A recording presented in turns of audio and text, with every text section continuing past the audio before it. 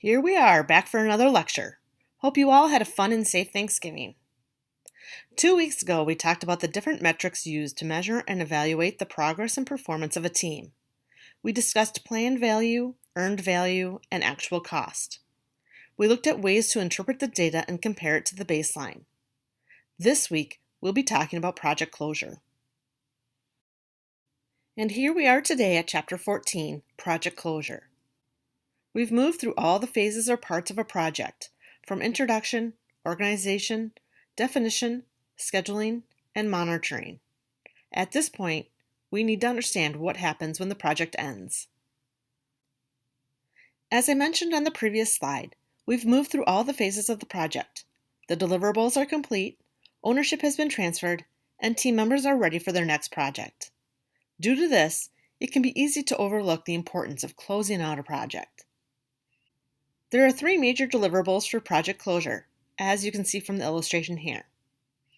There's the wrap-up closure activities, the performance evaluations, and the retrospectives. The responsibility for completing these 3 deliverables often falls to the project manager, project teams, project office, an oversight committee, and an independent facilitator. The largest task in wrapping up a project is ensuring that the project has been approved and accepted by the customer. Doing this includes the following activities: closing accounts, paying bills, reassigning equipment and personnel, closing facilities, and producing the final report. To ensure each of the necessary tasks has been completed in this activity, checklists are often used so that tasks are not overlooked. In most organizations, the bulk of this work is performed by the project office, along with the project manager. In smaller organizations, the work is usually done by the project manager and the project team. In addition to wrapping up the project, it is important that an evaluation of the performance management of the project occur. This would include evaluations of the team, individual team members, and the project manager's performance. The evaluations may include feedback from the vendors and the customer, along with internal input. This information is important for the success of future projects. Retrospectives look back at the lessons learned from the project. They look at what went well in the project, what worked, how can we emulate it on other projects. It also looks at what may not have gone as well or smoothly as we'd have liked it to. Where could improvements be made? The information gleaned from these will be used to improve the performance of current and future projects. These sessions are frequently facilitated by an independent consultant. This consultant will then provide a report of the lessons learned to be included in the project closure's final report. As we move through this chapter, keep in mind that projects close for many reasons, not always because they're finished. Regardless of the reason, all projects should go through the project closure steps. As mentioned previously, not all projects have a clear ending. The different types of project closure include normal. Most project closures occur because the project is complete. This typically involves the handing off of a final product or design. Or it may involve IT projects being completed, such as a system upgrade or the creation of a new inventory system. Premature. These projects end early due to the elimination of project scope. Here's an example. I worked on a project where we were developing training for a medical device company. The client decided they wanted to launch the project earlier than originally stated. Since our training was to be distributed to the salespeople, we needed to have the project done earlier than anticipated. But it also meant all of the requirements would not be met. After many discussions with the client, it was decided that we would leave out some of the flashy portions of the training, while still providing the necessary information. Before agreeing to move forward with a premature project closure, it's important all parties understand the risks involved with this type of decision. In the example I just provided, we were able to include the necessary information while eliminating the fluff. But if we were manufacturing the medical device and left some steps out, the risks could be incredibly high. Perpetual. Some projects just never seem to end.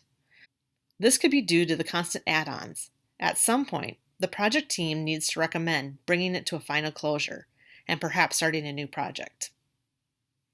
Failed project. These are usually easy to identify and easy to close down.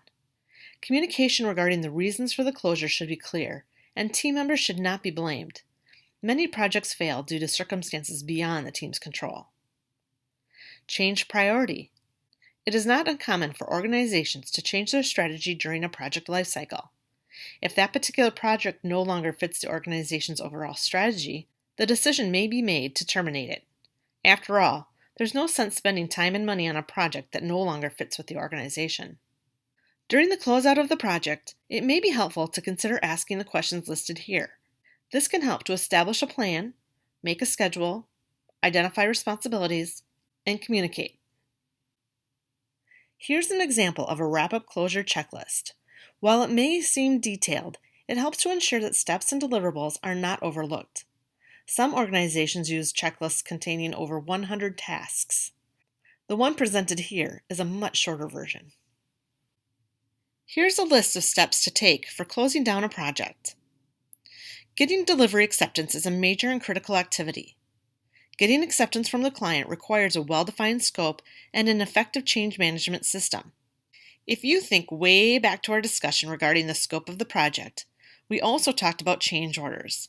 We talked about the importance of having a well-defined scope so that if there are any questions or concerns surrounding what you would be delivering, you could refer back to the approved scope. The same is true here. The well-defined scope says what you are going to deliver.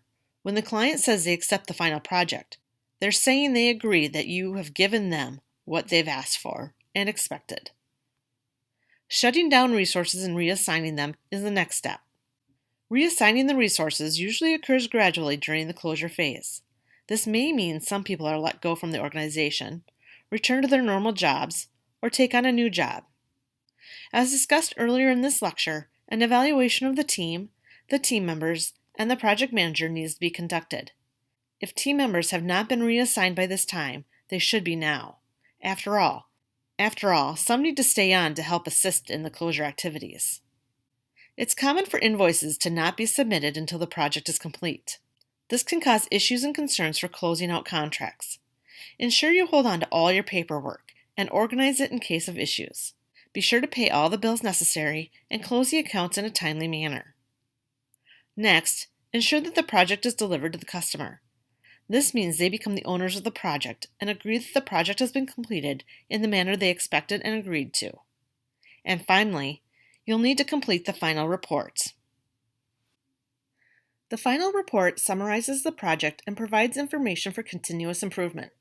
It consists of 5 major categories: an executive summary, a review and analysis, recommendations, lessons learned, and an appendix. The executive summary provides key findings and facts. It would state whether the project goals were met or not, if the client was happy with the end product, and the reactions from users regarding the quality. Any major problems encountered are listed and addressed here, along with key lessons learned. The review and analysis section provides a look at the data collected and lessons learned for future projects. It looks at the project's mission and objective, the procedures and systems used, and the organization resources used.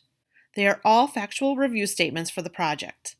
In addition, it will include project schedule, cost comparison, scope data, and other data necessary to show the project's history. In the recommendation section, you would list improvements which could be made to the project to make it better next time. These are often technical and focus on solutions to problems that surfaced. Lessons learned take us back to the retrospectives we talked about earlier. This may be the most valuable section of the entire final report, as it can be used to help current and future projects, even if they are very different types of projects. These should contain reminders of both things to do and not to do, as well as critical information related to the specific project. The last section will be the appendix. It will contain any backup data necessary to follow the project and understand decisions made. It should only contain the most important information. Evaluating the team's performance is necessary for changing behavior and supporting the individual team members' careers. Their performance should be measured against specific criteria. Unfortunately, most organizations do not do a good job with performance evaluation. The reason for this is evaluations of individuals are still left to supervisors of team members' home departments, as opposed to the project manager, who would have the information necessary to provide an accurate evaluation of the individual's performance. Typically, the evaluation measures the performance based on time, cost, and specifications. This criteria might be useful to measure project success, but not for the team performance. This criteria might be useful to measure project success, but not for the team's performance, especially if they have little, if any, control over these items. An evaluation of the project team cannot be effective if a list of minimum conditions is not in place before the project begins. This slide provides a list of these minimum conditions in question format. The typical mechanism for evaluation of teams is a survey administered by a consultant, a staff member from the HR department, or through email. Here's an example of the type of evaluation one might expect to receive regarding team performance. After the results are calculated and analyzed, the team would meet to review the results. During this meeting, they look at the strengths and weaknesses and the lessons that can be applied to future project work. The data obtained from the survey can be used to change behavior and encourage better communication. The responsibility for evaluating individual team members' performance often depends on the type of organization structure used in the project. For instance, if the structure is a functional organization or functional matrix, it is often the individual's area manager who conducts the evaluation. This person may choose to ask the project manager for their opinion of the person's performance on a specific project, but they don't need to. In a balanced matrix, the project manager works with the area manager to evaluate the individual's performance on a specific project. If the structure is project matrix or project organization, the project manager is responsible for appraising individual performance. Performance appraisals fulfill two important functions. The first is to focus on identifying strengths and weaknesses and developing action plans for improving performance. The second is to assess how well the person has performed in order to determine salary or merit adjustments. However, experts are recommending that these two functions be separated to allow for a more meaningful exchange. When conducting individual performance reviews, the questions should focus on the technical and social skills brought to the project and team. Many organizations use rating scales such as the Likert scale, which is a rating scale asking the person to respond to a question on a scale of 1 to 5. Whether your organization uses an informal discussion to gather data or a list of questions to be responded to, the project manager needs to sit down with each team member and discuss their performance. This slide provides some general tips for conducting performance reviews. Begin by asking the person how they felt they performed. Try to avoid comparing the individual with other team members. Instead, focus on established standards and expectations for that individual. Criticism should focus on specific behaviors rather than individual personality. All team members should be treated fairly and with the same respect. Treat the review as one conversation of an ongoing dialogue. In my opinion, performance reviews, even if they are not formal, should occur many times throughout the year or project. Your assessment of their strengths and weaknesses should never be a surprise. Why? Because you've been in consistent communication with your team members regarding their performance.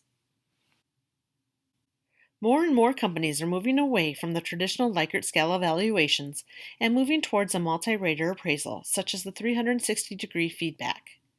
The 360-degree feedback system uses feedback from all the people surrounding you, thus the 360 degrees.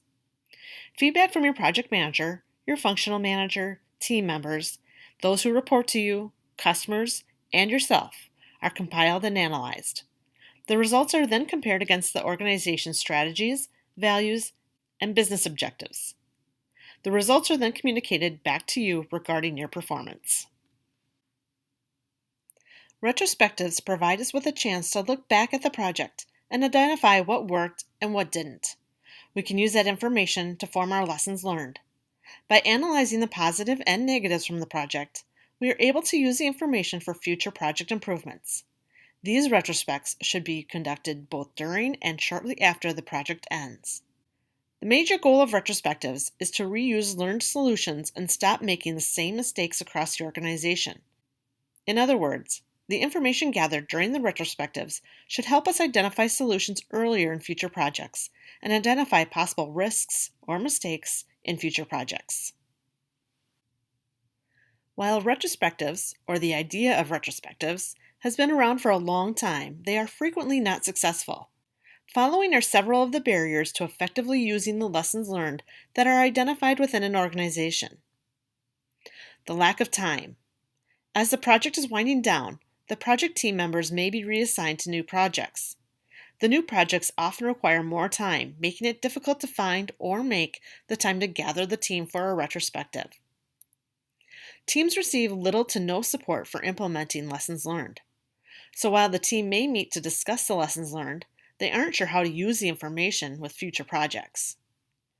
Retrospectives can be used to blame team members. Rather than looking at the process and determining the lessons learned from that perspective, team members often use the time to personally attack people's work or intentions. Lessons learned are not implemented in other locations. If a company operates globally and has several locations across the globe, lessons learned in one region are often not communicated or used in a different region. The organizational culture. When an organization does take the time to conduct retrospectives, it is assumed that the culture supports the learning. However, it has been found that the lessons learned are not used in future projects due to the organization's failure to recognize the value of learning. Here's an illustration of the retrospectives process. You can see that the retrospectives occur throughout the project lifecycle. Once the project plan is in place, you can begin to schedule the 3 gates or reviews. Once each gate has been completed, the reports and analysis gained from the retrospective will be placed in the repository or library. You then move to the next gate where the same process is followed. Upon completion of the project, all of the lessons learned are in the library ready to be accessed and used. This then feeds into the organizational learning culture of the business. To ensure the effectiveness and value of the process, retrospectives should use an independent facilitator. This person will guide the team through the analysis of the project activities and develop an action plan with goals. This facilitator should be someone who has not been involved in the project and therefore has no emotion surrounding it. Include a minimum of 3 in-process learning gates during the project lifecycle. In other words, the retrospective should contain at least 3 different review times, perhaps upon reaching major milestones or when 20 or 30% of the project is complete. Have an owner. This could be the project office, the project manager, or a functional manager. Develop a repository or library that is easy to use. The reports and analysis are only helpful if they are accessible and easy to retrieve. Putting this information in a desk drawer is not helpful here. Mandate a discipline that ensures retrospectives are used. Using retrospectives for one project is not sufficient to obtain the goals. They need to occur with every project so that the full lessons learned are gathered and implemented. As we touched on in the previous slide, you want to have an independent facilitator conduct your retrospectives. When looking for a skilled, trained closing facilitator, look for the following. Someone without direct involvement in the project. Is seen as someone who is impartial and fair. Has a respect of senior management and other stakeholders. Is willing to listen. Can report findings without fear of consequences. Has the best interests of the organization in mind when making decisions. And has experience in the organization or industry. Here's an example of the types of questions you might be asked by the facilitator during a retrospective. Take some time now or later, as this is in your textbook, to review the questions. As a project manager, you may need to conduct these retrospectives if an independent facilitator cannot be hired due to budget, time, or the size of the organization. Therefore, I'd like you each to have a decent understanding of the types of questions asked. As has been discussed in your textbook, project performance is closely tied to the organization's culture. Thus, it's important to understand the cultural properties affecting project success and failure.